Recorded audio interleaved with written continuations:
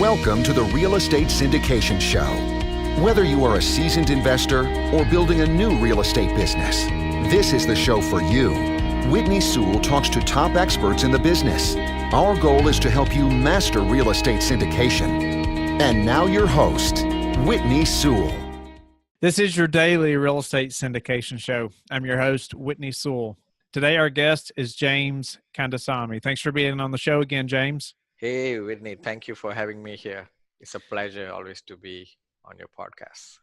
James, the names may sound familiar. He was on show WS101, WS101, and I hope you'll go back and listen to that if you didn't hear it so you can hear more about his background. But he's a real estate investor. He's an award-winning multifamily deal sponsor, syndicator since 2015 for 6 large apartment complexes totaling 1,000 units in Central Texas, portfolio size around $65 million.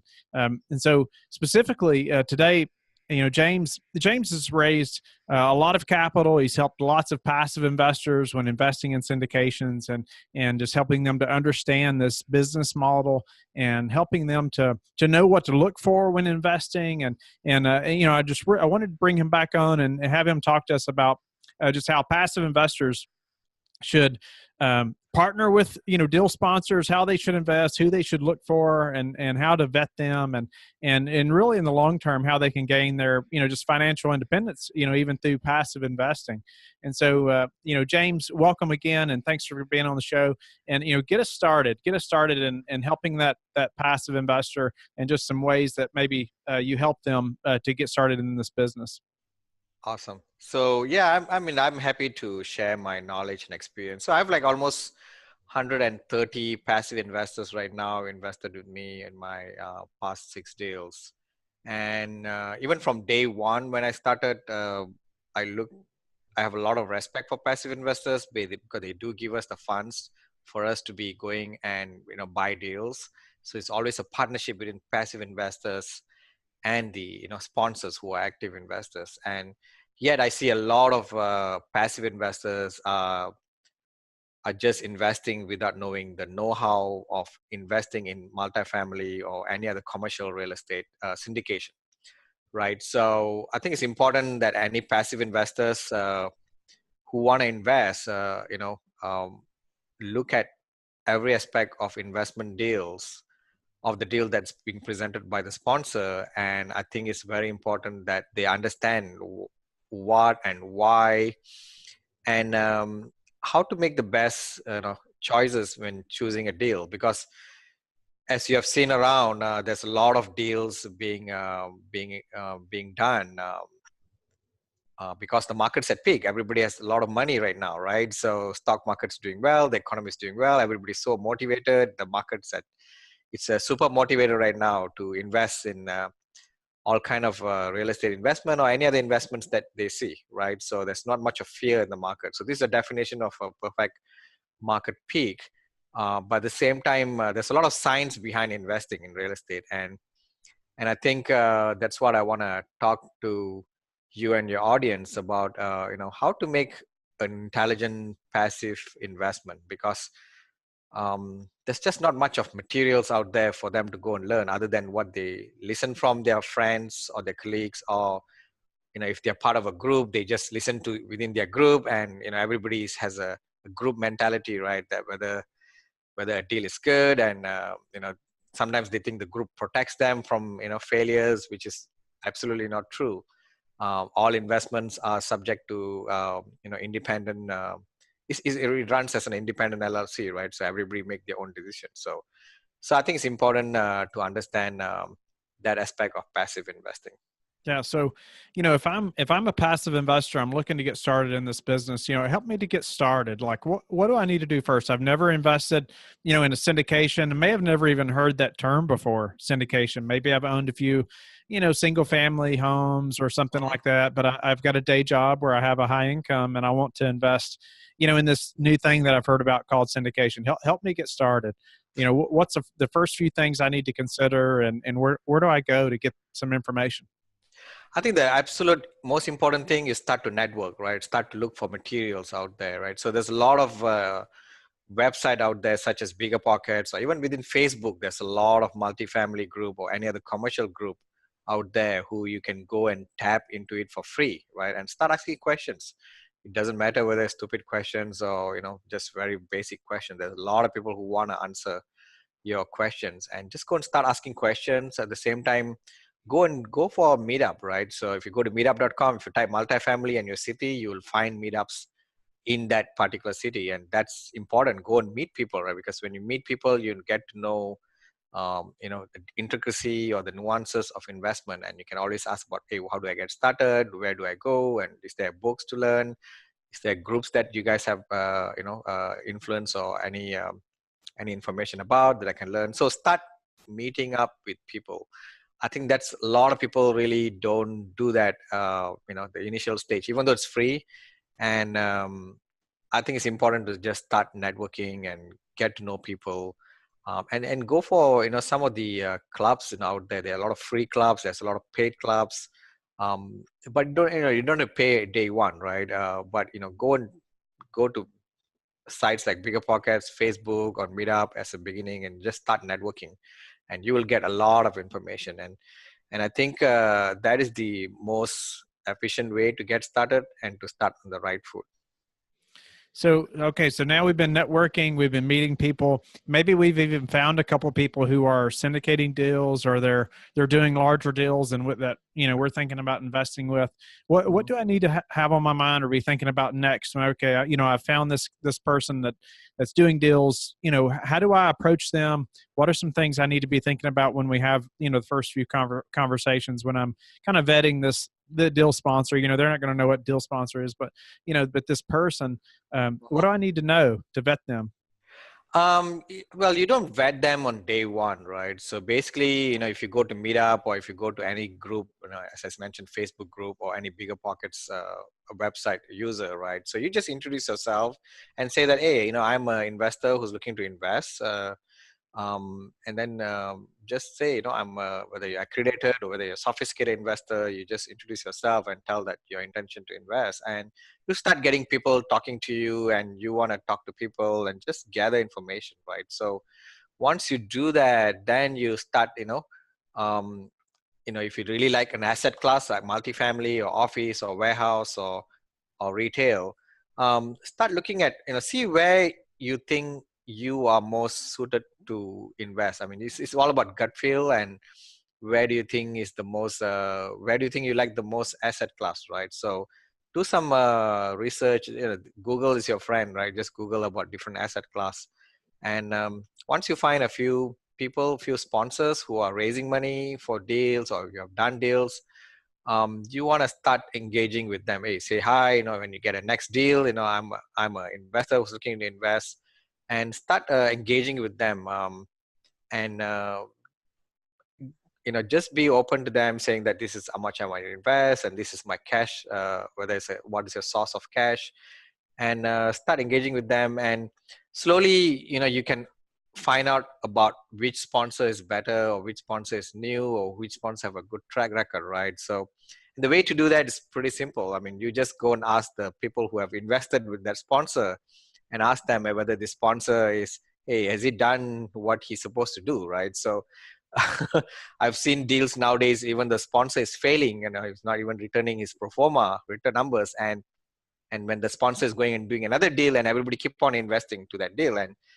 And for me, that's a big problem, right? If a sponsor cannot even deliver returns on the original deal, and why is the sponsor doing another deal and they still get funded? That means the second deal, passive investors didn't even know about the first deal failures, right? I would say if you're not meeting your pro forma within like 3% of your pro forma, you are not doing very well. So you should stop syndication, right? So you should go back and figure out why you didn't meet your pro forma. I mean, there could be valid reason for people are not meeting pro forma.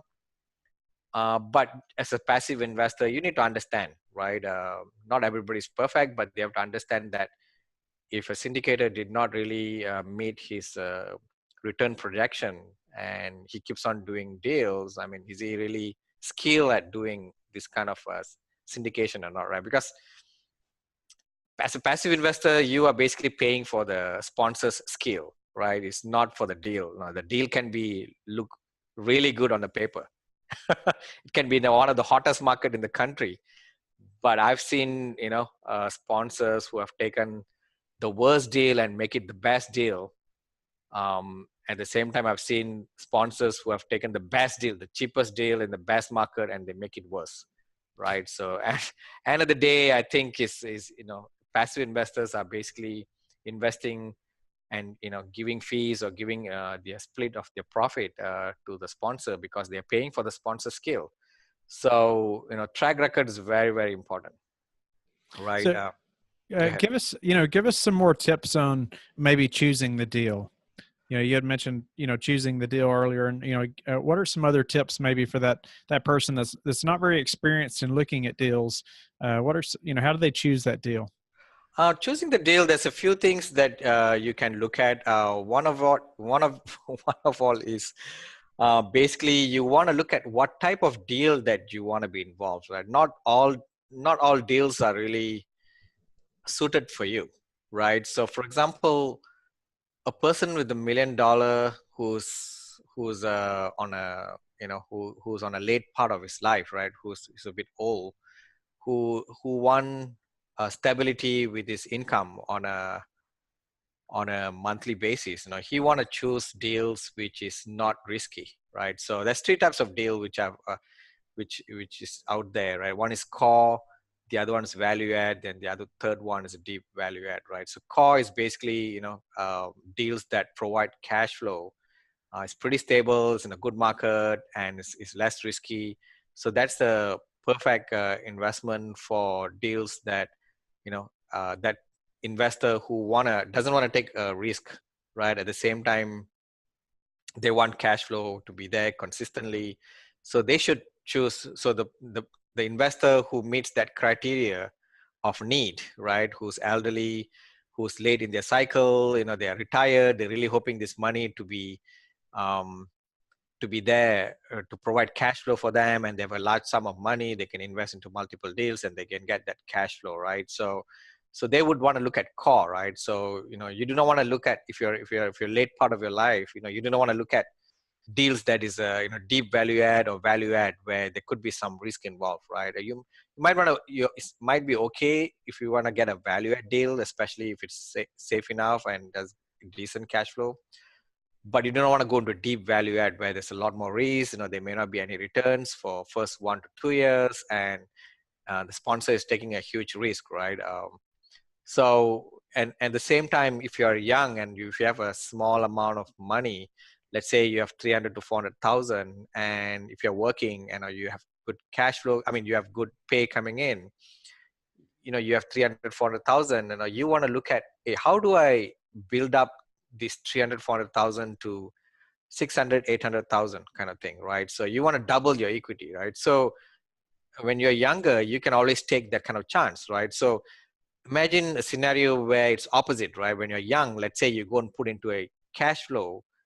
Well, first of all, when you're young and when you have a job that's paying you monthly, you really don't need, you don't have, let's say you don't have desire to retire. You really don't have any need to go and put your limited amount of money, let's say 300, 400,000 into 3-4 deals, and you run out of money, right? So there's no point of putting into a core type of deal, right? You might want to put into a value add or deep value add where you get some cash flow or good cash flow after the property stabilized, but you build up a lot more equity in it. So the chances of you increasing your fund or capital for your future life, it becomes double or triple because you're going into value add and deep value add. So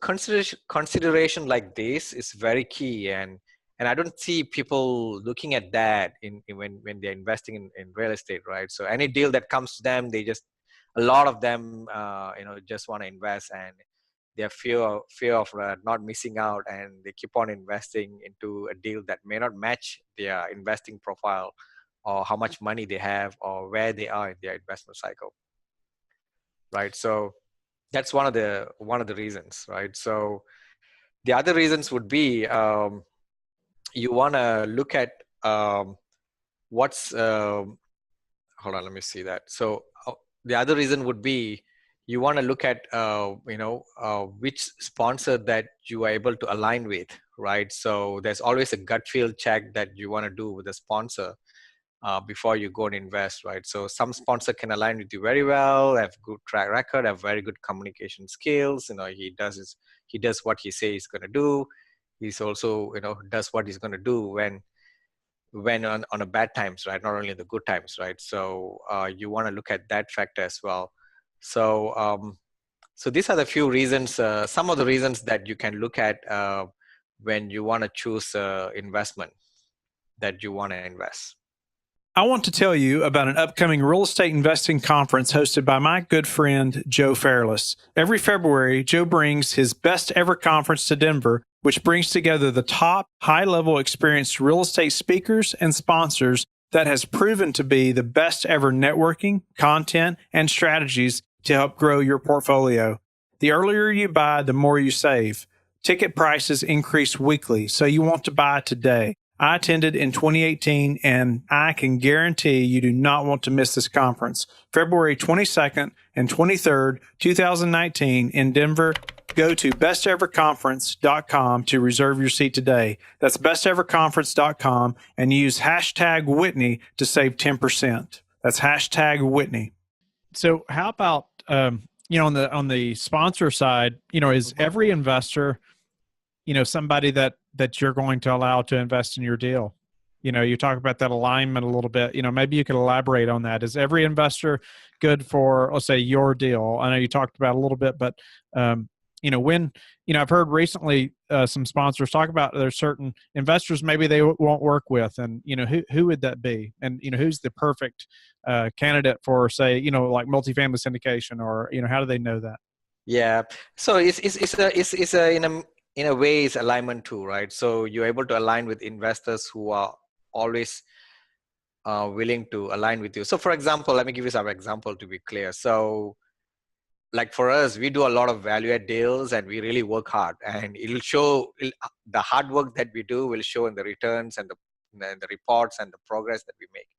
And we expect the investors to look at that and trust us and believe in us, right? So I understand if it's a new investor, they have not built enough trust, and they may take some time to build that trust with us.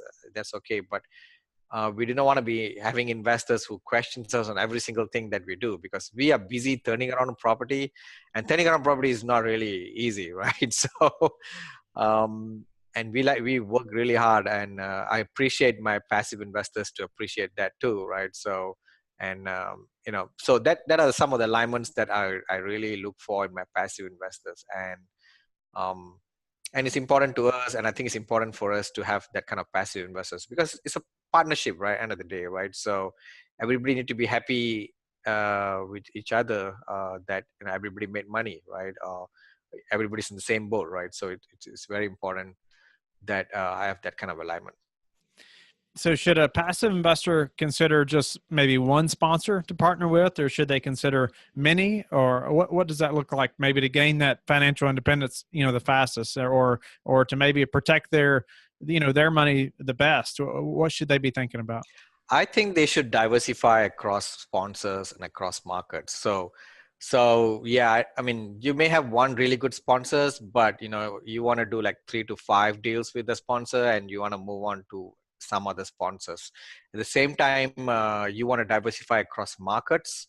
You do not want to just invest like in Dallas only, or in Houston only, right? Or in North Carolina only, right? Because every cities have cycles in real estate, right? So for example, 3-4 years ago, everybody was investing in Houston, right? Houston was like the top number one, right? Number one, you'll see all charts is always number one. Right now it's Dallas, right? And Austin, right? So, but what happened to Houston, right? When the oil crash, it crashes, and it's coming up, but it's not there yet as what Austin and Dallas is, right? So, but any sponsor would be able to find a good market, they don't have to be in the top market, but they can be having a good market and able to realize that appreciation in income, right? If they're really good at it, right? So I would say, diversify across your market, but your primary objective is always, who's the sponsor, what's their skill, right?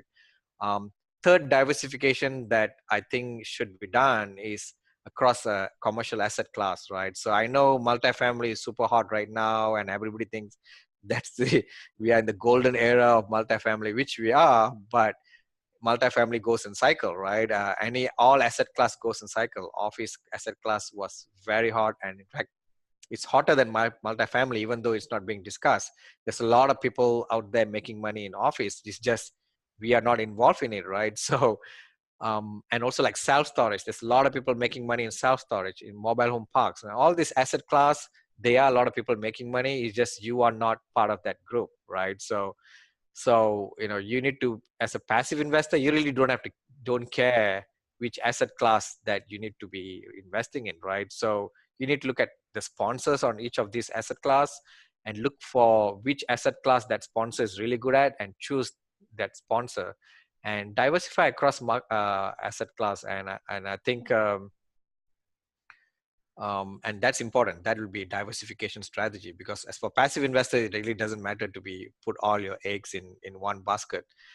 That's including the one asset class, right? So does that make sense? Yes, of course, of course. So, before we have to go, what else does that passive investor need to know? What else would you leave them with, before we have to go, that's crucial, that they need to know going forward, as their career is in passive investing?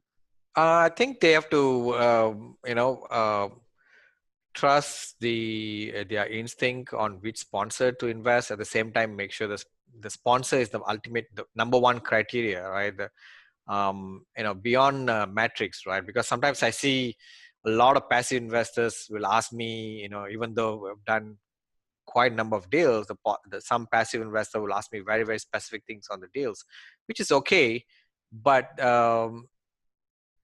you can cook up any numbers on an Excel spreadsheet, right? People can put 3% or 4% appreciation. You can put 5% economic vacancy, or you can put 0 property tax increase, or you can put that in year 1, I'm going to increase 100% of the rents to the new pro forma rent, So even though they understand that it takes like 18 months to turn around a property, right? To go through that whole lease, right? So end of the day, numbers are numbers. Excel sheets are Excel sheet. Whatever pro forma people present to you, it can be changed with many other assumptions, right? And all that is assumptions. It's just a pro forma, right? So what's most important is look at the sponsor, right? Because the sponsor is the key person, right? In the deal, right? So, and sometimes in the sponsor level, especially in the GP-ship, I would say general partnership, there are a lot of people. I've seen deals where like 6, 7 sponsors, and probably you're talking to one of the sponsors, but look at who is the operator, right? So when I talk about operators, I'm not talking about property management company or what, right? So the operator is the single person, or maximum maybe 2%, right? Who underwrote the deal, who identified the business plan, and is really, really working on implementing the business plan. And if you look at the GP ship or the GP box in any deals, there are like a lot of people in the GP ship, but there's one guy who probably is the operator, right? And he's the key success for the entire success of the deal, right? Everybody else could be they're raising money for the deal. They could be somebody who found the deal, or could be a property management company who's part of the deal, or somebody just getting help with being a key principal and getting help with the loan, right? So all that, guys, is not important in how the deal, whether the deal is going to succeed or not, right? So the operator. So identifying the operator among the GP general partnership is one of the most important, because they are I would say, sponsor operator. They are the sponsor operator, which determines the success of the deal, right? So, right now there's a lot of people raising money for deals that I mean, there's a lot of passive investors giving money to people who are not really the operator, right? That's okay. It's not a problem, but make sure they understand who are they investing with finally, right? So that the operator will be the key thing, right? So other things that they want to look at is what kind of financing the deal is being done. Is it a short-term financing? Is it a long-term financing? Because it matters, right? I mean, short-term financing has much more attractive terms.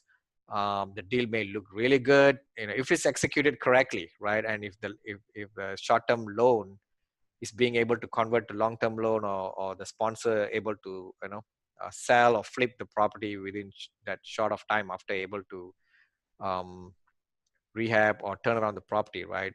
But if you're in the late part of market cycle, you want to make sure you only invest in a long-term fixed rate loan, like the Fannie or Freddie or any HUD loan or CMBS, which is a fixed rate loan, so that if the market turns, you're not stuck with a loan that you're not able to refinance, right? So so that's important.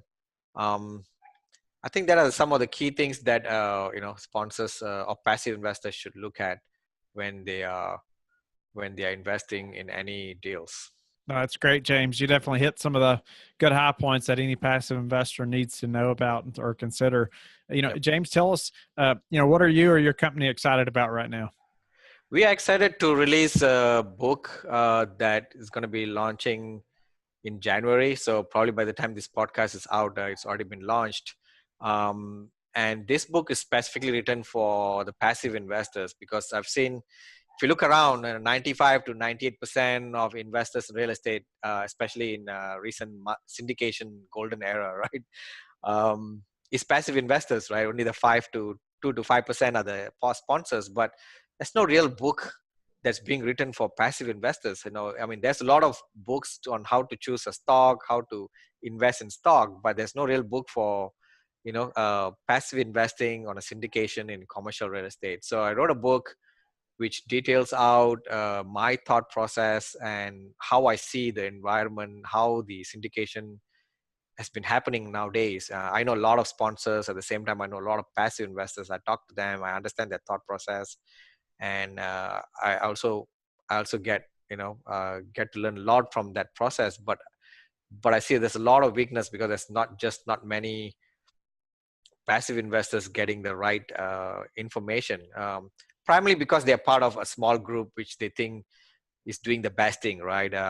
But I would always encourage the passive investors to go to the next level up and look at what other people are doing. There's always someone smarter than us. There's always some group of people who's doing things much better than us, and I think it's important, to give them some guidance, right? On how to invest smartly, right? So the book I wrote is called Passive Investing in Commercial Real Estate. Insider Secrets to Financial Independence. And I think it's going to be released in January. It's going to be available on Amazon, and I would encourage any passive investors to pick up that book and read, because everybody's investing 100,000, 50,000, 200, 300,000. But you should take this book and read, and just to get to know, what's written in that book, because there's a lot of information which is not available outside. That's what I said, insider secrets to achieving financial independence. Nice. And James, tell us your website, or another way that listeners can get in touch with you. My website is Achieve Investment Group. Like, achieve means achieving a goal. My email is james@achieveinvestmentgroup.com. You can connect with me through there. I'm really good with my emails, and you should be able to set up some time with me to chat. And just check out my website. There's a lot of free blog posts, which is where I bring in a lot of experts, and it's all free, available for passive investors. How to read legal documents, right? What are the tax benefits? What are the detailed tax benefit webinars? So a lot of webinars information there. I also write my own blogs, which is all whatever I write directly, from my perspective. And I think sometimes it's important to to read that kind of materials, right? So yeah, reach out to me through my website and my email. Great. Thank you, James. You've been a great guest, and I hope the listeners will reach out to you and will check out your book. And I also hope you listeners will check out LifeBridge Capital and connect with me and schedule a call and go to the Facebook group where we can all learn from experts like James and grow our business together. And we will talk to you tomorrow. Thanks, Whitney. Thank you for listening to the Real Estate Syndication Show, brought to you by LifeBridge Capital. LifeBridge Capital works with investors nationwide to invest in real estate, while also donating 50% of its profits to assist parents who are committing to adoption. LifeBridge Capital, making a difference, one investor and one child at a time. Connect online at www.lifebridgecapital.com for free material and videos to further your success.